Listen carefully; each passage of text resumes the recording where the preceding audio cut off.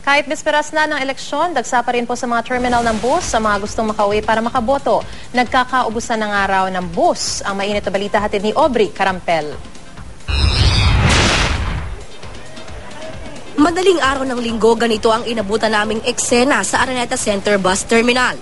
Ang ibang mga pasahero, nakikipagsiksikan at nakikipagunahan sa pagsakay ng bus pauwi ng kanilang probinsya. Ang karamihan, uuwi para makaboto bukas. Para makaboto lang po. Makauwi lang. Makaabot lang kami ng botohan. Importante, obligasyon natin.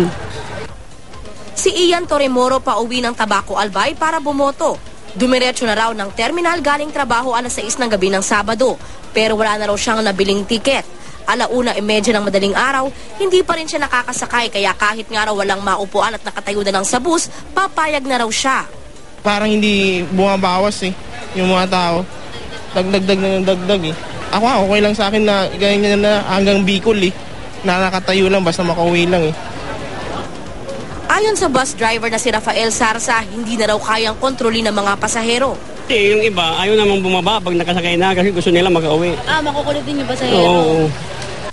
Ang iba naman, abot tenga na ang mga ngiti dahil sa nakasakay din sila sa kabila ng matagal na paghihintay.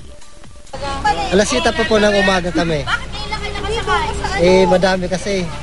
Pila-pila sa pagbili ng ticket.